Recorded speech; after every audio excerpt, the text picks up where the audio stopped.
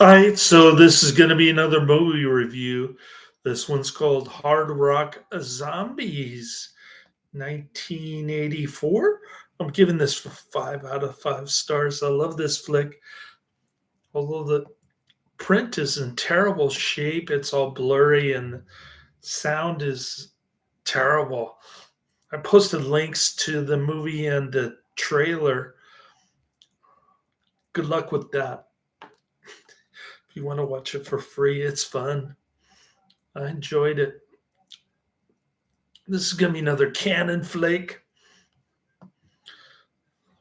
Getting through the canon stuff. On my list, I've got number one, Carol the Pope the Man, 2006. We'll get to that on Thanksgiving Day. Then we've got Harley Davidson and the Marlboro Man, 1991.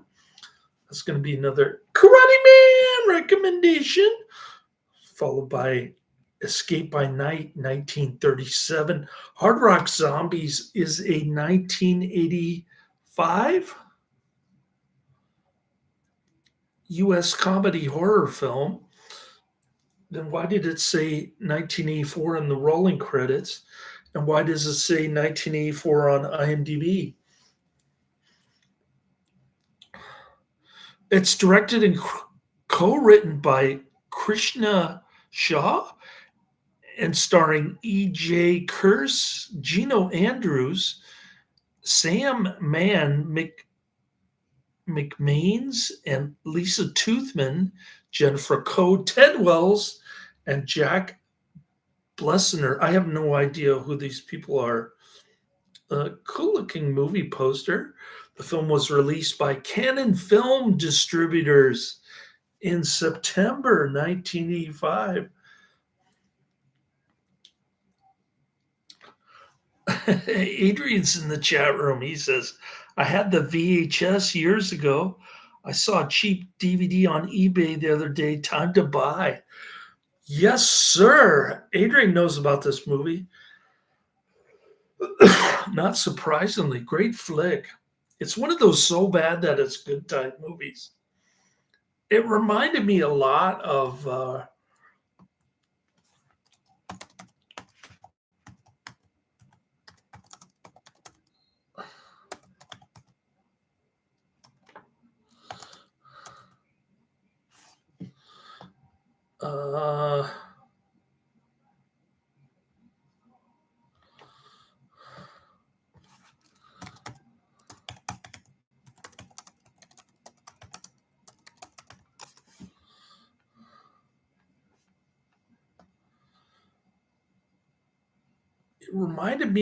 it reminded me of Curse of the Cannibal Confederates. That's what it reminded me of. It's really cheap looking. It's right up Adrian's alley. And I just had a brain fart. I couldn't remember the name of the movie. I had to type it in, do a Google query. Okay. In this film, Hard Rock Zombies, the members of a heavy metal band, they sound like a gum rock band, like Hall and Oates or something. Anyway, they are murdered. The lead singer looks like Freddie Mercury from Queen. They are murdered by a music hating Nazi cult. They are then accidentally brought back to life as zombies through song lyrics copied from a medieval grimoire. While the band attempts to perform music again, their song creates more zombies. That's pretty good. The more you play, the more zombies you create. All right. Production company Patel Shaw Film Company, distributed by Canon Film Distributions. Release date September 1985. So obviously, Wikipedia is going by the release date. I'm going by the production date, and so is IMDb. Minutes, country, United States, and English.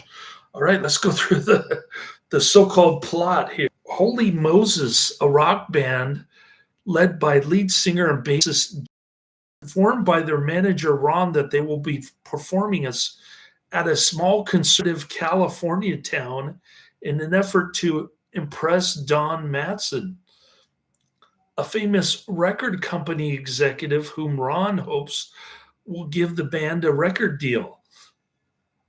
Before leaving, however, Jesse encounters a girl named Cassie who tells him to stay away from the town.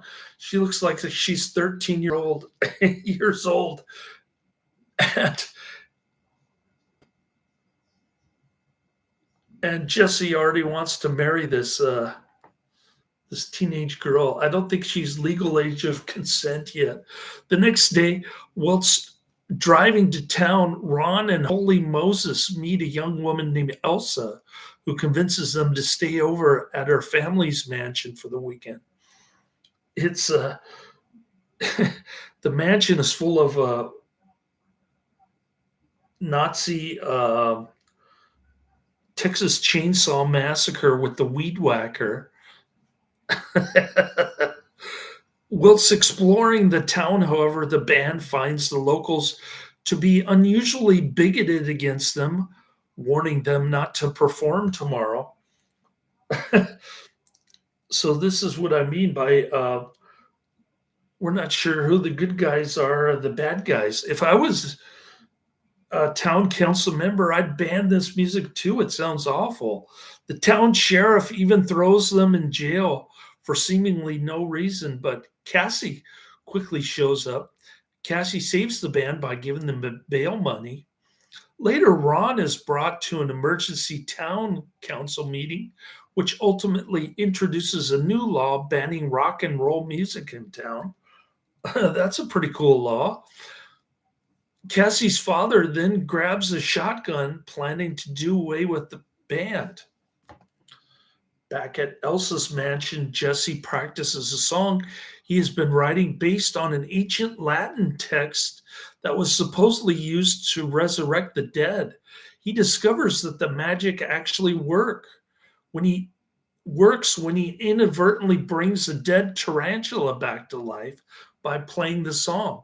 Meanwhile, the other band members are brutally murdered by Elsa and her mother Eva, who's actually a werewolf. So you got Hitler's girlfriend is a werewolf, and then Hitler survived, and he's running the mansion in California. Cassie, and he's got an underground gas chamber. Cassie rushes to Eva's mansion to warn Jesse about her father, only for Eva's groundkeeper, Olaf, to appear, and Olaf starts chasing them. Jesse gives Cassie a tape recording of the song. Jesse tells her to play it in case he gets caught, right before Olaf catches up to him, and Olaf kills him with the Weed Whacker. This is California Weed Whacker Massacre. The The next morning after the band's funeral, a now jobless Ron drives with Elsa and her family. Elsa's father suddenly reveals himself to be Adolf Hitler, in turn revealing that Eva is actually Eva Braun, Hitler's girlfriend, who apparently faked his death and is planning to establish a Fourth Reich. Meanwhile, Cassie fulfills her promise to Jesse. Cassie plays the tape, causing Holy Moses to be resurrected as zombies. The band quickly gets revenge on their killers, killing Elsa, Eva, and Olaf, Hitler, and the rest of the family. Ron, having witnessed the deaths, rushes to the town hall. Ron tries to tell everyone about what he saw. When the townsfolk go to the mansion to investigate, Hitler and the rest of the family come back as zombies, and they begin their own killing spree, including Cassie's father. Cassie escapes to a local theater where Holy Moses are set to perform their scheduled gig. after they were canceled and banned by, by the conservative city council, who says it's illegal to say anything bad about U.S. foreign policy. Gotta love this movie. The band arrives, as does Don Matson, who is completely unaware of the zombie epidemic in town.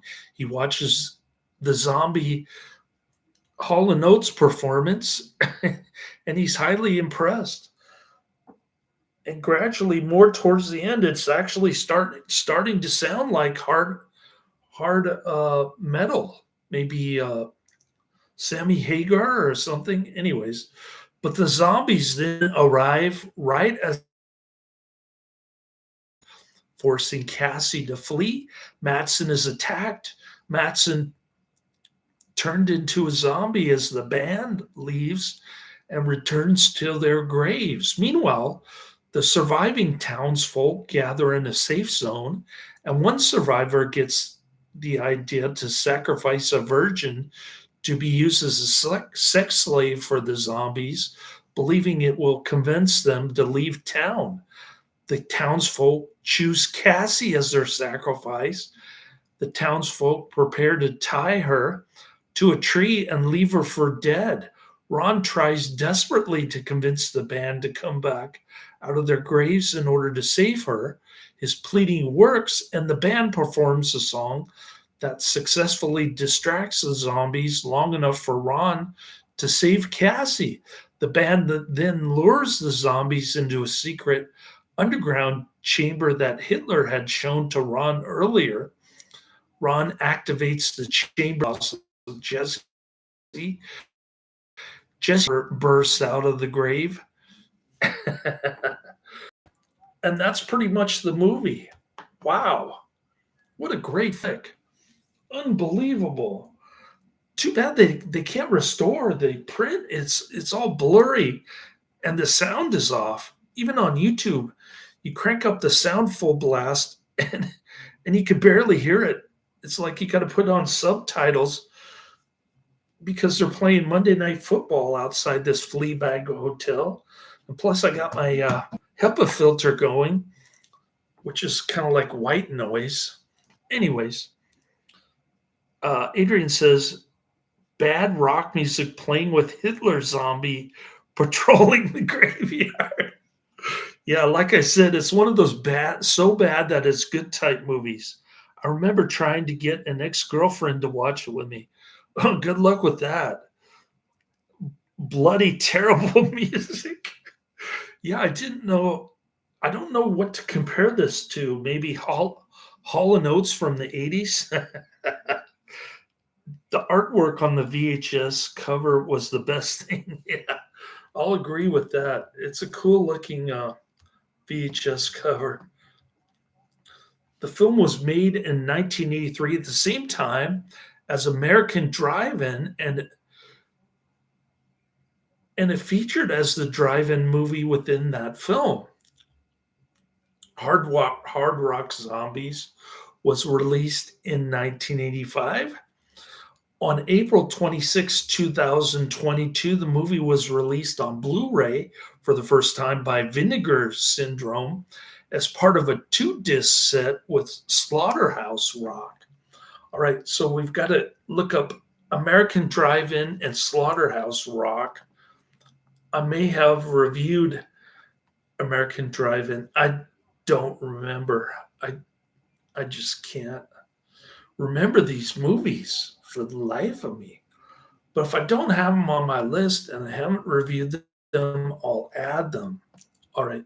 Hard Rock Zombies, 1984, rated R, an hour, 38 minutes. It's got that cool DVD cover on both Wikipedia or I guess it's a VHS cover. It's on both Wikipedia and IMDb. It gets a low 4.5 out of 10 on IMDb, 1,900 ratings. So it's pretty well known, but still gets a low rating. People don't appreciate those so bad that they're good type movies these days. a, f- a freshly out of the grave band of hard rock zombies is thirsting to take their sweet revenge as they give the performance of a lifetime.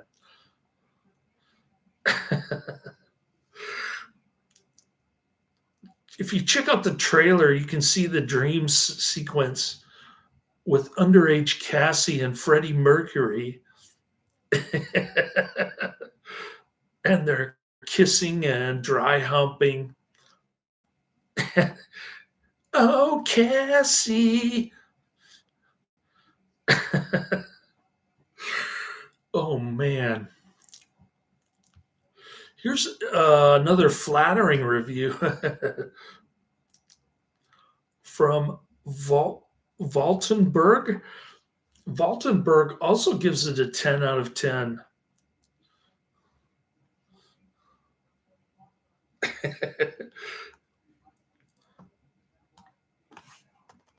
And Valtenberg's review is dated October 5th, 2009. The title of the review on IMDb is The Greatest Hard Rock Zombies Hitler Movie of All Time. If Orson Welles only had the talent, he would have made Hard Rock Zombies, but he didn't. So these guys did. Ghouls Hate Heads. The plot of this movie is incomprehensible. The execution of the script is amateurish. It quite possibly it's quite possibly the stupidest movie of all time. And if you haven't seen it, you're not alive. Get yourself some Milk Duds, some Schlitz, an HRZ, Troll 2, The Pit, and have a grooviest bad movies of all time a thon. The music sounds okay too when you're really drunk. It's really kind of hard to say 10 lines about Rock Hard Zombies. I just want to say it rocked. I didn't want to be here all night trying to think of things to say about it. Okay, so in other words, this mindless entertainment with cheap beer and more uh, uh, Troll 2 type movies. All right, more like this Slaughterhouse Rock, The Kindred, Meet the Feebles, and Spookies. So I'll look those up in case I haven't seen them or reviewed them, or they're not on my movies list already. Originally, this was only meant to be about 20 minutes long and solely used as the feature movie in American Drive-In, 1985.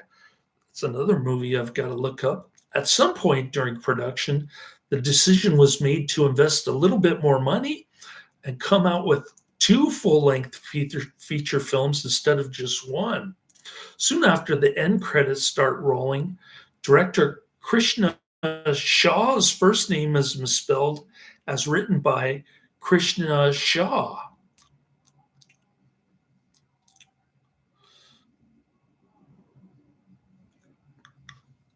Chuck is quoted as saying, "You guys ready for the show? The loud show? Loud music show? Rock and roll?" he's trying to taunt the audience like uh,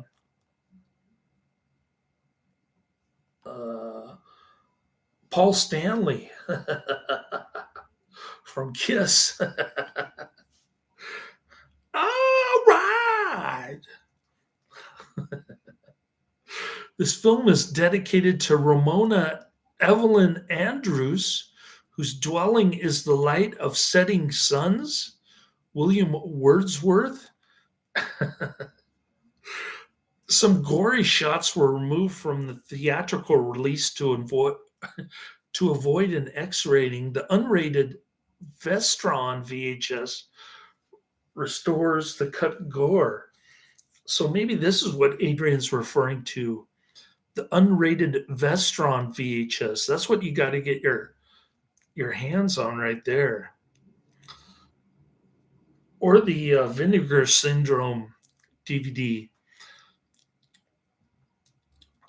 This was featured in American Drive-In 1985. Soundtracks Mortree Askendry, written by Paul Sabu. So all the music in this movie is by Paul Sabu.